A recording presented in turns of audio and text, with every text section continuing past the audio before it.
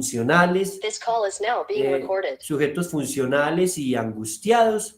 Si a nosotros nos interesaba sujetos funcionales, pero hasta en momentos con pensamientos suicidas, si nos interesaban sujetos funcionales, pero con una cantidad de conflictos en su mundo interno y con una cantidad de conflictos en sus relaciones familiares, sociales, laborales, académicas, para nosotros era importante reconocer que aunque necesitábamos y era importante que los sujetos tengan funcionalidad, reconocer que los sujetos necesitaban a través de su proceso encontrar algo a lo que nosotros le llamamos sentido de vida.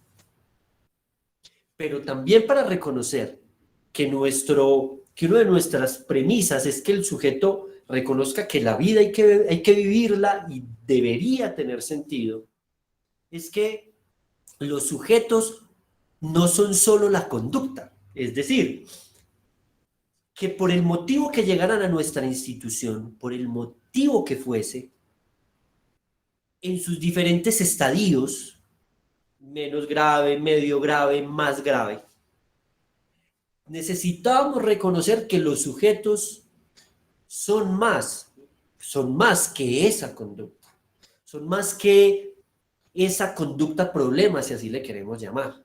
Y que eso que ellos hacían, que eso que hacen, esa conducta que tienen patológica, malsana, disfuncional, es en este caso, la representación sintomatológica, es decir, aquello que nos muestra que hay condiciones internas que están más allá de lo observable que seguramente no funcionan. Es que, familias, detrás de una depresión hay una historia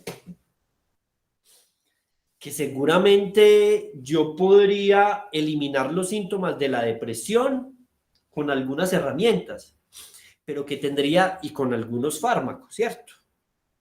Pero no cabría duda que tendría una gran tendencia a que se recaiga en la recaída si no reconozco que detrás de esa depresión hay algo más. Y lo mismo pasa para la ansiedad, lo mismo pasa para los trastornos de personalidad, lo mismo pasa para cualquier tipo de adicción a una sustancia o una adicción a la conducta, ¿listo? Porque hay adicciones conductuales. Lo mismo pasa para ese niño que no sabemos qué diagnóstico tiene, niño, niña, adolescente, adulto, que se corta, que se hace cutting, o esa persona que tiene un trastorno de la alimentación. Necesitamos reconocer que detrás de eso, de esa conducta, de esa situación, de esa experiencia, hay algo más. Y que si nosotros, como programa de atención, no podríamos delimitar que los sujetos eran más que su síntoma, pues seguramente nosotros no íbamos a poder cumplir nuestros objetivos desde nuestra visión de ser humano, desde ese concepto que tenemos de sujeto, que es más que la suma de sus partes, que es más que eso que se observa. Decidimos entonces en ese momento configurar un modelo de atención, construirlo, empezar a escribirlo, en donde lo que construimos fue un modelo de intervención basado en la transformación humana, en la transformación personal, en donde muy seguramente el ir eliminando esa conducta o eliminarla completamente era simplemente uno de los pasos, pero que seguramente a partir de allí necesitábamos profundizar en el mundo intrapsíquico de cada uno de los sujetos.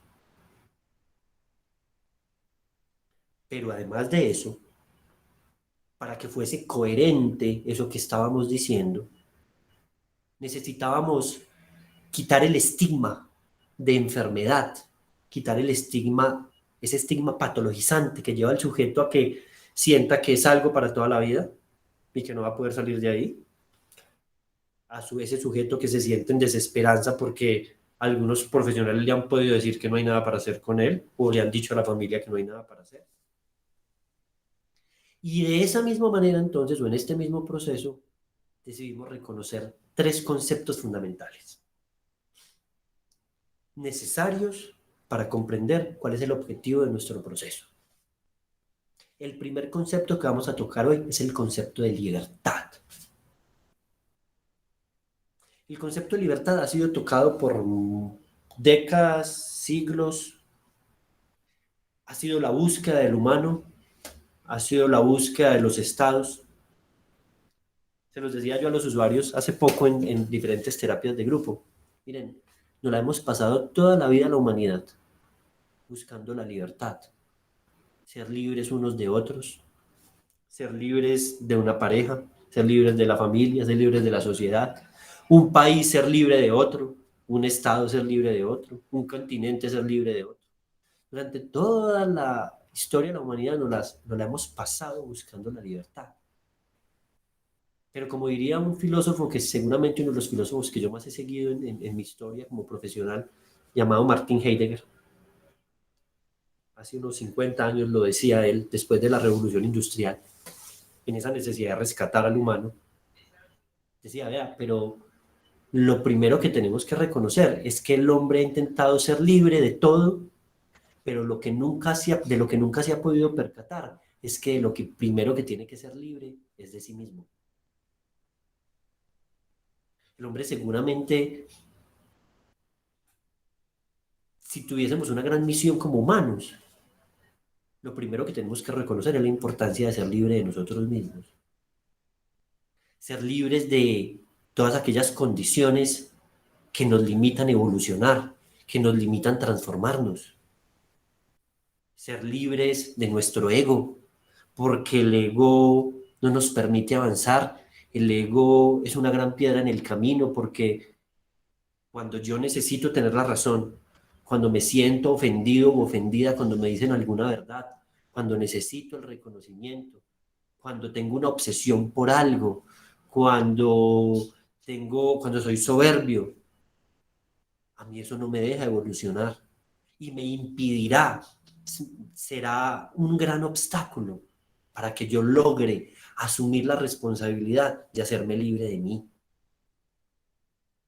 Y esto se los quiero decir porque cada uno de estos conceptos son aquellos en los que hacemos intentos cotidianos para que cada uno de nuestros usuarios reconozcan estos principios y no los reconozcan ni como una obligación, no los reconozcan como algo que tocó, lo reconozcan como un camino, pero además como una necesidad, porque cuando yo reconozco la diferencia entre lo que deseo y lo que quiero y lo que necesito, pues reconozco que en algún momento hacerme libre es empezar a reconocer la importancia de las cosas que necesito, que pueden estar muy alejadas de mis deseos, de mis caprichos, de mis obsesiones.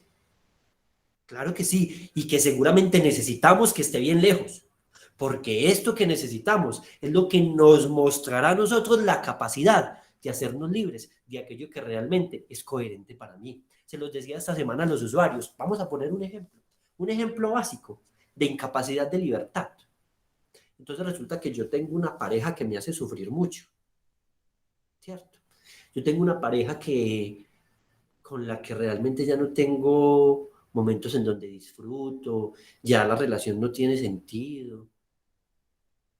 Y yo construyo en esa relación una dependencia en donde, a pesar de esas circunstancias, yo puedo llegar a pensar que si me alejo de esa persona, entonces entraría en una gran crisis. A pesar de que, por ejemplo, esa persona me haga daño constantemente. Allí yo tengo que reconocer la diferencia entre lo que quiero, porque seguramente yo no quisiera tomar distancia porque dependo. La pregunta es, ¿qué necesito con coherencia y dignidad? ¿Qué necesito con coherencia y dignidad? Yo muchas cosas que hago en la vida, nuestros usuarios muchas cosas que hacen en la vida les generan placer. Claro que sí, ¿quién dijo que no? Y eso lo desean, eso lo quieren, pero es lo que necesitan. Si yo no empiezo a reconocer, tomando distancia del ego,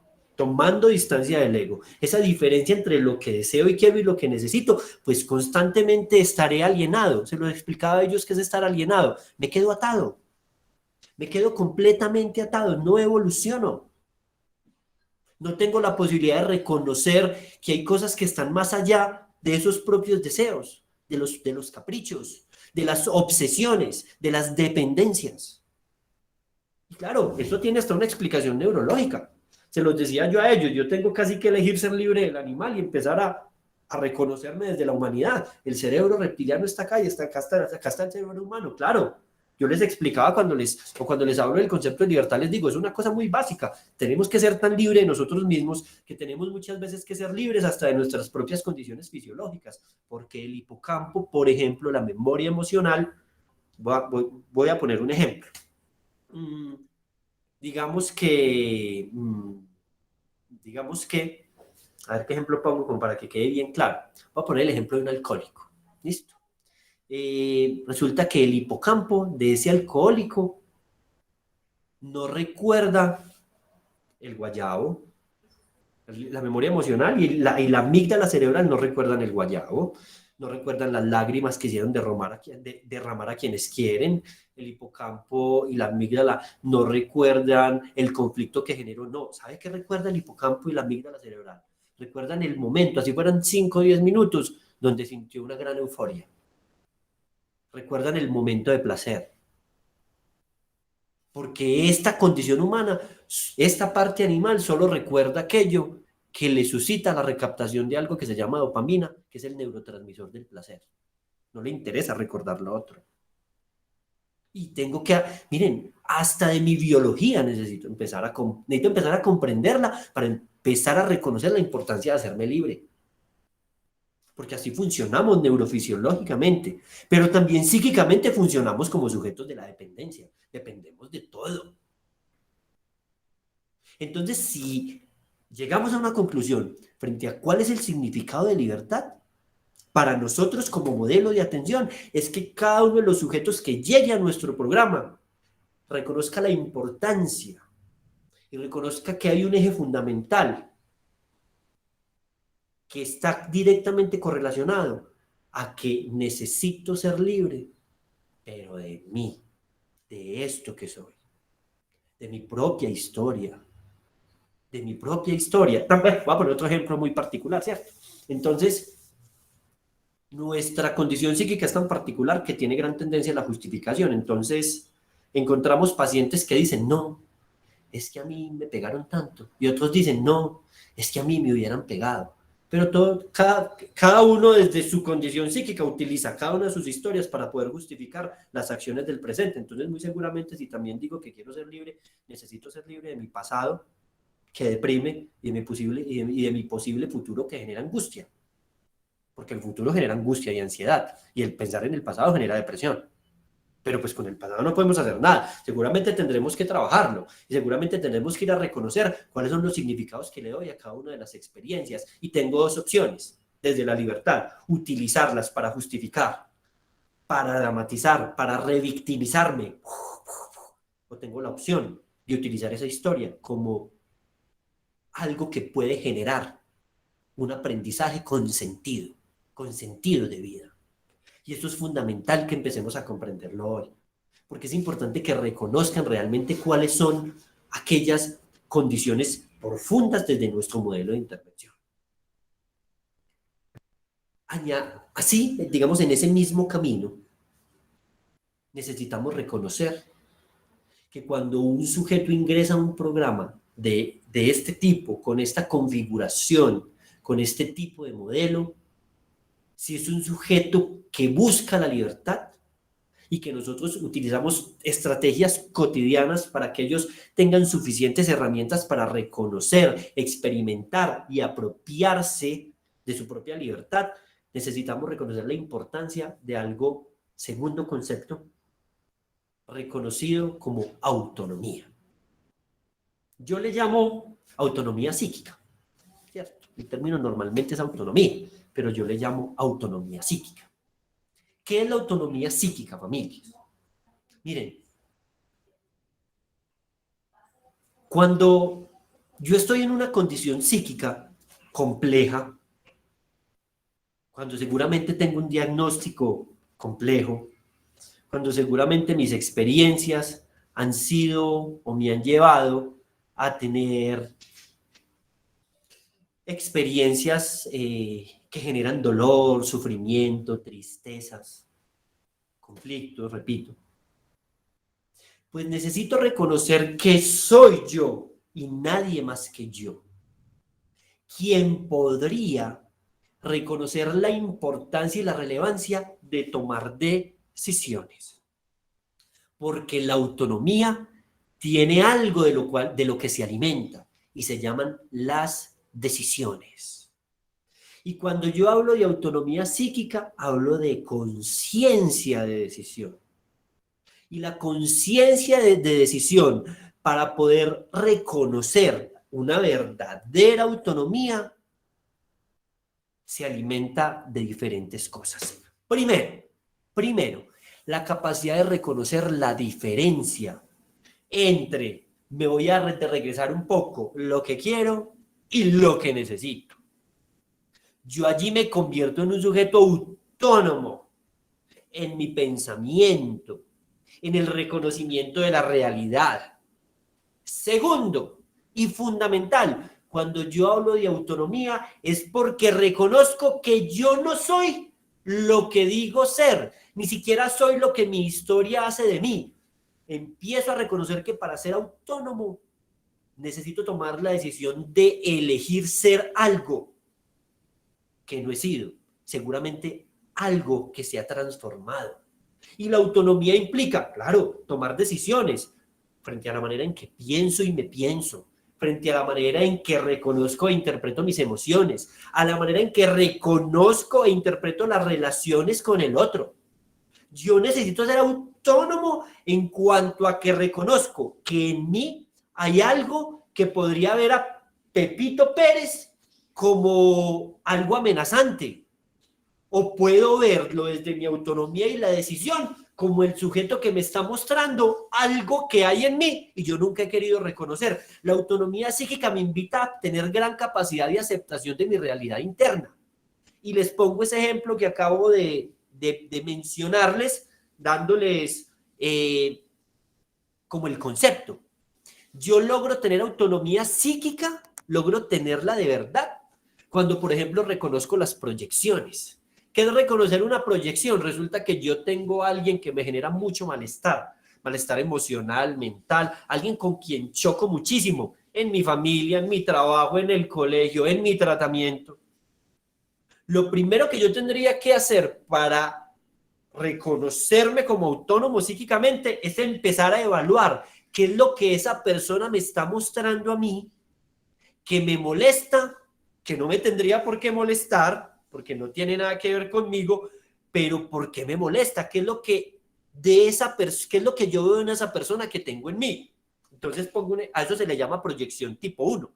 La proyección tipo 1 es cuando yo, no sé, llego a un salón y veo a alguien cómo mueve sus manos, cómo habla, y yo siento que me cae gordo. Muy seguramente yo puedo interpretar a esa persona como, uy, qué persona tan soberbia. Pero lo que no logro observar es que a mí muchas veces en la vida me han dicho, oiga, usted es muy soberbio, pero yo nunca lo he querido reconocer. Si yo no acepto que esa persona me está mostrando aquello que yo no acepto y que hay en mí, yo no tengo autonomía psíquica, yo estoy cegado psíquicamente, estoy alienado psíquicamente, estoy alienado a mi propia historia, estoy alienado a mi propia personalidad. Pero también tengo autonomía psíquica cuando veo una proyección tipo 2, es decir, resulta que conocí a Patricia Suárez y Patricia Suárez, pues yo la conocí, entró a mi trabajo, voy a poner un ejemplo, entró a trabajar a la misma empresa donde yo estoy y a mí esa señora me cae gorda, no la puedo ni escuchar hablar.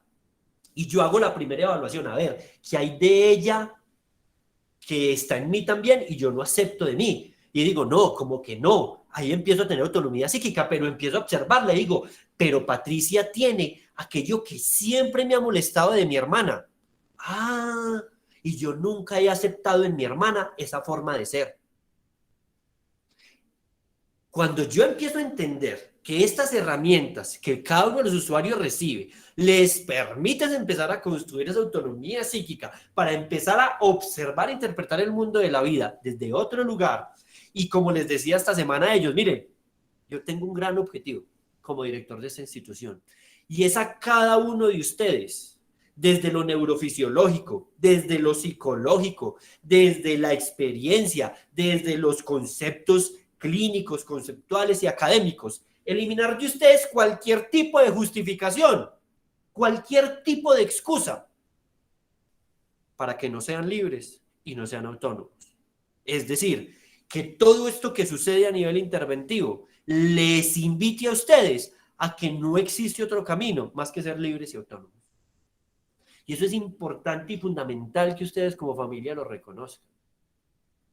Es muy importante para nosotros como programa de intervención que ustedes puedan observar de manera real cómo cada uno de nosotros, los humanos, tenemos unas herramientas que no utilizamos o que solo las utilizamos cuando nos conviene o que evitamos hacernos cargo y responsables de estas mismas herramientas. Sí, seguramente cada uno de ustedes se estará preguntando en este momento, ay, ¿será que yo sí soy libre de mí? Bueno, ¿será que yo sí tengo autonomía? Necesitamos cuestionarnos.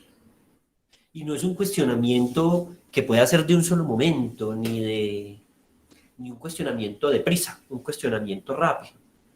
Porque el problema con los cuestionamientos rápidos es que entonces, por ejemplo, ustedes hoy salen de esta terapia multifamiliar y, uy, sí, mira, ay, claro, ahora sí entiendo por qué Pepito pelea tanto con Pepita, ahora sí entiendo por qué esta persona constantemente se justifica y habla del pasado, y cuando habla del pasado es para poder justificar una conducta o X situación o un conflicto, ahora sí entiendo. Pero la gran dificultad de nosotros los humanos es que somos de conciencia corta.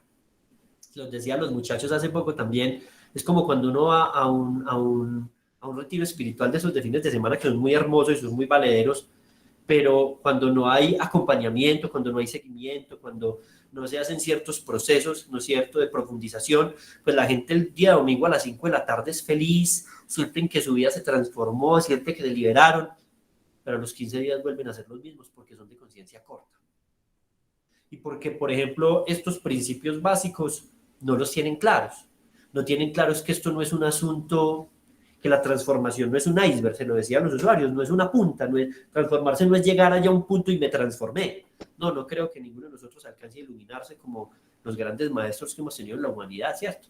Como Jesús, como Buda, bueno, muchos. Lo que yo sí creo es que nosotros tenemos la posibilidad de humanizarnos e iniciar un nuevo camino que me lleve a la transformación, no como un iceberg, sino como una forma de estar en el mundo. Y una forma de estar en el mundo es ocuparnos de lo que nos corresponde. Y lo primero que nos corresponde es hacernos cargos de esto, de lo que somos. Porque muchas veces me quejo porque las cosas no me salen bien. Pues no me salen bien porque seguramente psíquicamente no estoy preparado para que me sucedan. Y entonces me quejo. Una de las cosas que impiden la libertad y la autonomía es me critico, condeno y me quejo. Critico, condeno y me quejo. Y además de eso, me comparo. Eso me aliena. Es decir, recuerden, alienación me ata, no me deja avanzar. Y eso hoy necesitamos reconocerlo y aceptarlo para que observemos que esto que nosotros hacemos como modelo de atención es un asunto que tiene que trascender, dejar de hacer. Claro, nos ocupamos porque la persona deje de hacer ciertas cosas malas, hacemos pruebas de todo y aquí las familias lo saben. Pero necesitamos trascender eso, porque si no trascendemos eso, nos vamos a encontrar con recaídas en depresión, recaídas en ansiedad, recaídas en cutting, recaídas en el trastorno de la alimentación, recaídas en la sustancia, recaídas en el juego, recaídas en de todo. Ese no es el objetivo. Pero para eso necesitamos que ustedes como familias pues también la tengan clara, también reconozcan la importancia de estos procesos y empiecen a ser parte de este equipo. Empiecen a ser parte de este equipo y a también poner parte de ustedes. A también meterse en la película Ser Libres. A también tener conversaciones que sean conversaciones que me permitan como llenar de sentido y de nuevos significados esta relación y la relación que el sujeto tiene con él mismo. Y para eso vamos a pasar al tercer término que nos permitirá concluir de alguna manera el por qué la libertad y la autonomía cuando confluyen entre ellos cuando como que caminan por un mismo camino y van juntos en mi vida, en la forma en que observo la vida, me permitirán solidificar una nueva forma de experimentar esto que es la existencia. Este tercer concepto es llamado autorresponsabilidad, familias. Autorresponsable. Cuando yo hablo o cuando hablamos en el modelo de autorresponsabilidad, es porque hay algo fundamental. Ya no hay excusas. Y si existe alguna excusa, si existe alguna excusa, es simplemente la decisión. Porque a nadie le ponen un revólver en la cabeza para hacer X, Y o Z. Y la autorresponsabilidad me invita a derrumbar completamente y constantemente todas esas dinámicas verbales, las dinámicas agresivas o dramáticas, porque la autorresponsabilidad me lleva a tumbar algo muy, muy complejo que se da en nosotros como humanos, que se llama la manipulación. La manipulación. La manipulación es patológica. Y su contrapartida es la autorresponsabilidad. Su contrapartida es ese proceso en donde yo me asumo como un sujeto que reconoce cuáles son aquellas situaciones y condiciones propias que me llevan a sabotear mi propio camino de vida. La autorresponsabilidad me lleva a dejar de utilizar mi historia, la historia de los otros, a dejar de utilizar el tuve mucho, tuve poco, el fue o no fue, a dejar de utilizar aquellos que ya no están, o porque estuvieron demasiado, o porque estuvieron poco, a dejar de utilizar la manipulación afectiva, como llegar a decir, es que usted ya no me quiere, para que los otros accedan a lo que yo deseo, alejado de lo que necesito. A llegar a expresarle a los otros y llevarlos a sentirse culpables. Eso es fundamental. Es fundamental para poder observar cómo la autorresponsabilidad me tiene que llenar a mí como sujeto, parte de un proceso de transformación, de capacidad y herramienta para alejarme de esa sensación constante de manipular. Y de manipular con un objetivo o con varios objetivos particulares. La permisividad, la culpa, porque hacer sentir al otro culpable es full manipulación. Porque cuando a mí me preguntan, venga, dígame cuáles son las dos formas de manipular más particulares que alejan al sujeto de la responsabilidad, de la autorresponsabilidad. Y yo, hay dos opciones. Lloro a ver si manipulo, y si llorando no sirve, entonces me pongo agresivo. Ejemplo claro. Ejemplo claro. La manipulación, voy a ser muy honesto en esto, la manipulación es muy sociopática. Porque pareciera que no me importa lo que el otro siente, ni siquiera me importa el interés del otro, ni siquiera me importan las necesidades del otro. Es muy sociopática porque pareciera que lo único que realmente valdría y tendría sentido es lo que yo deseo y quiero, dentro de ese mismo proceso. En conclusión, familias, yo quiero invitarlos a que hoy, o esperaría que hoy, además de hacerles una invitación, logremos comprender la importancia de asumir que este proceso va más allá de dejar la conducta problema. Que este proceso tiene que ir más allá de que las personas se comporten bien o que en la familia ya nos hablemos bonito. Porque este proceso, desde su formación y desde su creación, desde estos conceptos, de la experiencia, también es vital que ustedes como familia los empiecen a comprender y si es posible, los empiecen a asumir.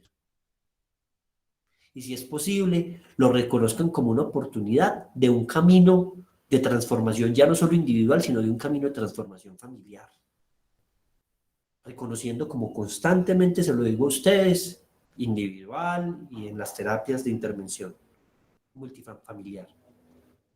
una familia adherente, una familia que haga parte del proceso, una familia que se deje orientar, una familia que reconozca estos principios, este camino, esta forma de observar la realidad de los sujetos psíquicamente, una familia que nos permita acompañarla y que se vuelva un equipo con nosotros. Esa familia es llamada una familia adherente, una familia que va a permitir que el tratamiento de su familiar tenga probablemente, más de un 60% de probabilidades de que el programa sea efectivo. Yo se los tengo que decir realmente. Tratamiento con familia no adherente, porque no está, porque no les interesa, o porque no dejan orientar, o porque siguen haciendo las cosas a su manera. Tratamientos ineficaces, solo con un porcentaje de efectividad como de un 15%. Como de un 15%, eso no es nada. Cuando hay una familia adherente, el porcentaje de efectividad se eleva de una manera increíble. Lo vivimos en la experiencia, lo reconocemos nosotros cotidianamente. Hemos visto, vemos todos los días casos exitosos, personas con proyectos de vida estructurados, familias con proyectos de vida familiares estructurados, pero cuando se toman decisiones reales, cuando se decide hacer parte de esto, cuando decidimos reconocer esto, por ejemplo, que hablamos el día de hoy, días anteriores reconocemos las resistencias, que sé que les hablaron de las resistencias también, creo que hablaron de la proyección, supongo. Cuando empezamos a entenderlo, nos hacemos cargo, nos hacemos responsables. Quiero invitarlos entonces nuevamente, lo repito, a que ahondemos, a que nos pregunten, a que nos busquen. Nosotros estamos allí siempre, ustedes saben que estamos para ustedes las 24 horas. Que Medicol está abierto y si quieren ir a dialogar con nosotros y hacernos preguntas, saben que estaremos y buscaremos el espacio para que podamos tener unas conversaciones productivas y llenas de sentido, en donde podamos construir y consolidar una nueva forma de vivir y podamos reconocer que hay luz, pero que la luz está si yo elijo verla y además si elijo prender el foco. Pero para prender el foco tengo que tomar decisiones, no solo como usuario, también como familia, desde ese sentido de libertad, desde ese sentido de autonomía y primordialmente desde el sentido de autorresponsabilidad, porque cada uno en este contexto tiene un rol y cada uno es autorresponsable de su propio rol.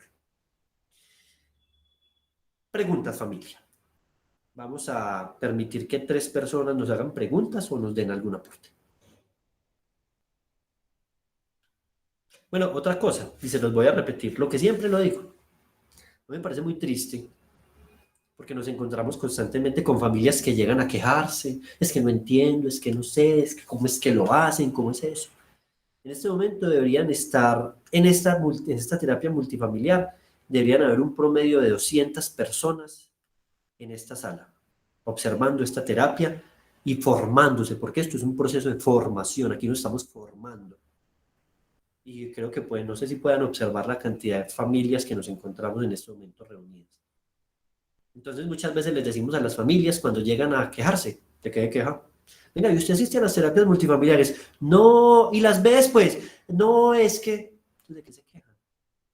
Entonces no le pidan a alguien que cambie, no le pidan a alguien que mejore su vida, si usted realmente de usted no pone de su parte, solo de palabra. Yo deseo, yo quiero que cambie, yo quiero, sí, pero entonces empecemos también a evaluarnos nosotros. Bueno, familia, después del regañito ahí disimulado, ¿cierto? ¿Alguien quiere aportar algo o hacer alguna pregunta?